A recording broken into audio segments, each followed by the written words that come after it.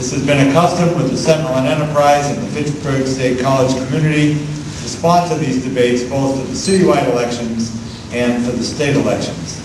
And we're really proud again tonight to join together to present to you here in the audience at Kent Recital Hall and to our viewers at home who are viewing this on FATV, the opportunity to hear these candidates. It is an important election, even though we see less interest sometimes in some of the ward councils, but the heat in Fitchburg is the council-at-large race this year, and it's a good race. And tonight's forum gives you the opportunity to hear the candidates present their views about what they can do for Fitchburg and what they will do if elected to be a councilor. Before we begin, I would like to introduce our panelists. Jeff McMenemy is the editor of the Sentinel and Enterprise. Emily Devlin, she's a reporter for the Sentinel and Enterprise. Dr. Paul Weiser, professor of economics and history and political science at Fitchburg State College. And Eric Rigor, our Fitchburg State College student trustee, and he's a junior in political science. Let's have a round of applause for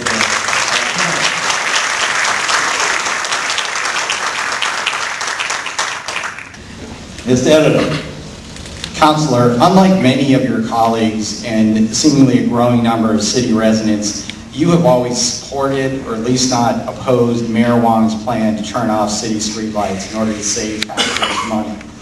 At the same time, you've talked about the need to bring new businesses into the city. But aren't you making it more difficult for the city to attract new businesses and also residents when there's 60% of the streetlights are being turned off?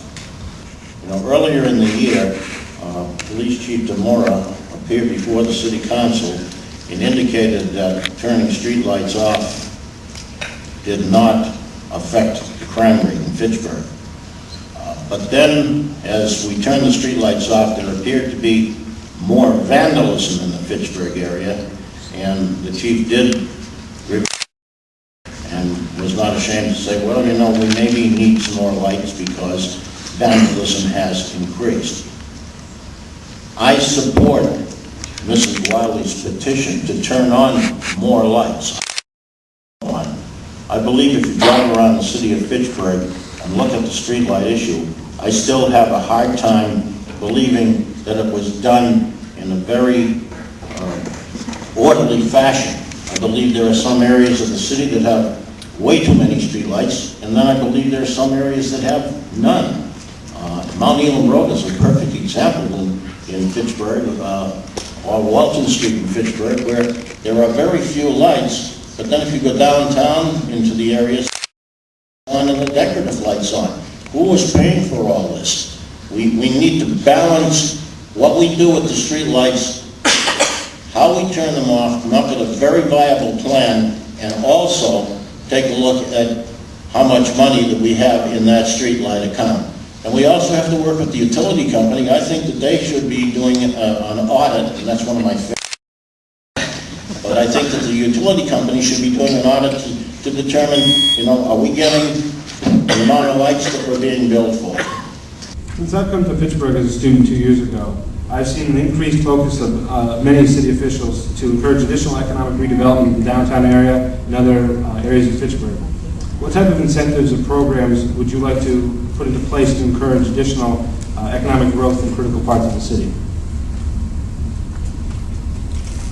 I think that one of the main things to help downtown, you'll really understand this, is to get the college students downtown and exploring other areas of the city rather than just the small neighborhood that I'm sure the students are well familiar with. I think that downtown Fitchburg is improving with the new businesses that are moving in and the Radical bookstore that is there. And I believe there's some new business moving in right across from City Hall. I would be open to looking at different grants that they can get, different tax breaks, whatever's available. I think that we would try to look into. I think that what we need to get over is the fear about Fitchburg. and try to educate more individuals about what we have to offer and the great things that Fitchburg does have, and get people downtown to the Art Museum and get people downtown to Stratton and over to the Steam Line Trail in West Fitchburg. And we have a lot of things that Fitchburg can offer.